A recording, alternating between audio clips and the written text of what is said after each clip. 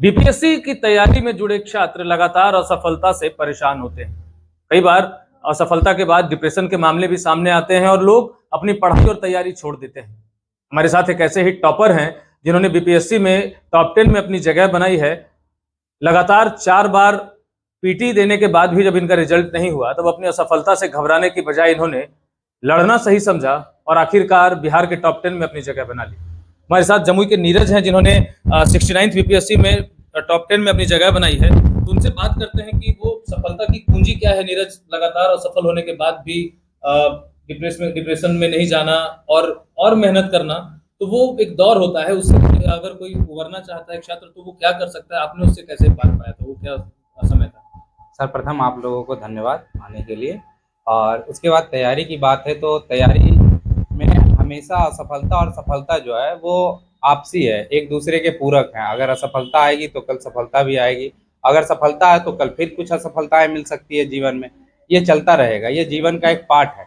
लेकिन असफलताओं से घबराना नहीं है। अगर असफलता से घबरा जाएंगे तो फिर आप अपने लक्ष्य से पीछे हट जाएंगे और फिर जो है मतलब आप या तो अपना ही नुकसान करेंगे या तो फिर अपने लक्ष्य के प्रति आप समर्पित नहीं रह पाएंगे।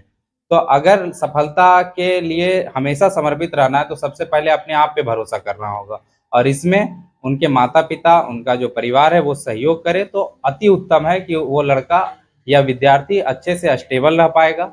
और कुछ अच्छे दोस्त होने चाहिए जीवन में या बनाने चाहिए जो कि अपने लो समय में उसका साथ दे सके। क्योंकि लो टाइम में कोई साथ नहीं देता। वो जो एक व्यक्ति जो इस तैयारी में रह चुका है, जो जानता है इस तैयारी की नीतियों को, इस तैयारी के अपर्स को, अपर डाउन्स को, वही आपको उस समय मोटिवेट कर सकता है। तो अगर दोस्त अच्छे आपने बनाए हैं तो वो भी आपको एक अच्छा मतलब गाइड करेगा और एक अच्छा मतलब मोटिवेट करेगा। और तीसरा जो है वो मतलब परिवार के साथ गुरुजन है कि टीचर्स जो है वो बहुत सपोर्टिव हों। और आप ऐसा देखिए कि आप भीड़ का हिस्सा ना बने। आप कोशिश करें कि जो टीचर आपको जानते हों, विशेष करके आपके अनुसार कस्टमाइज करके आपके अनुसार आपको स्ट्रेटजी बनाए, उस अनुसार से आपको गाइड करे, तो वो एक बेहतरीन स्थिति होती है। और फिर बच्चे की सफलता की जो दर है, जो उनका चांस है, वो बढ़ जाता है। और यही मैं स्पेसिफिकली कहना चाहूँगा अपने एक्सपीरियंस से। आप बता रहे हैं तो एक और बात निकल के आती है कि असेसमेंट जरूरी होता है। आप जब असफल हो रहे होते हैं तो आपको ये पता होना चाहिए कि वो कौन सी चीज है जहाँ पे मुझे बदलाव करना चाहिए। वो सेल्फ असेसमेंट कैसे करें? वो कैसे पता लगे उस चीज के बारे में कि ये चीज मेरा कमजोर है, इस पार्ट में हमको ज्यादा मेहनत करना है? वो कैसे करते हैं? इसमें मतलब ये मैं स्पेसिफिकली मेरे साथ ऐसा था कि मेरे साथ प्री में जो है वो चीज़ें दिक्कत हो रही थी। बाकी मैं मेंस के लिए, इंटरव्यू के लिए कॉन्फिडेंट शुरू से रहा हूँ। तो मेंस में मुझे थोड़ी दिक्कत आ रही थी, लेकिन जो मैंने आपको पहले भी बताया कि जो सौरभ अग्रवाल सर हैं उन्होंने मुझे बहुत मेंस के आंसर राइटिंग में हेल्प किया। और मुझे स्पेसिफिकली मेरे आंसर के अनुसार उन्होंने बताया कि कहाँ गलतियाँ हो रही है और क्या सही करने की आवश्यकता है।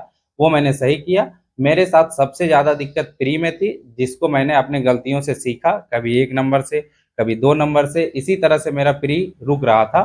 तो मैंने ये देखा कि कहीं ना कहीं रिवीजन का लैक हो रहा है, और दूसरी चीज़ कि मैं एक ही सब्जेक्ट के लिए जो है 2-3 सोर्सेस अपना रहा हूँ। मैंने उसको फिर सीमित किया, रिवीजन पे फोकस किया, और फिर सफलता आपके सामने। ऑप्शनल सब्जेक्ट क्या था और उसकी तैयारी कैसे की? ऑप्शनल मेरा इकोनॉमिक्स था, और मैंने इकोनॉमिक्स से ही ग्रेजुएशन ऑनर्स किया है। तो उसकी तैयारी ठीक थी, ग्रेजुएशन के साथ ही थी। और साथ में सिविल सर्विसेज में भी जो है उसकी तैयारी करनी होती है। इकोनॉमिक्स एज मतलब उससे भी क्वेश्चन रहते हैं, प्री और मेंस दोनों का एक पार्ट है वो सिलेबस का। तो इस वजह से जो है इकोनॉमिक्स मेरा ठीक था। तो उसी कारण से ऑप्शनल में मुझे ज़्यादा कुछ इकोनॉमिक्स के लिए नहीं करना पड़ा। अच्छा, तो जो बच्चे तैयारी करते हैं वो अलग अलग सोर्सेज अपनाते हैं। कुछ लोग यूट्यूब से पढ़ते हैं, कुछ सेल्फ स्टडी करते हैं, कुछ किताबें पढ़ते हैं। तो क्या सही तरीका है आपके हिसाब से तैयारी करने का? किस तरीके से पढ़ाई करनी चाहिए, तैयारी करनी चाहिए? अगर किसी भी विद्यार्थी के पास एक अच्छा गाइडेंस है, चाहे वो मेंटरशिप के रूप में हो या कोचिंग के रूप में हो या उनके गार्जियन के रूप में हो, तो उनको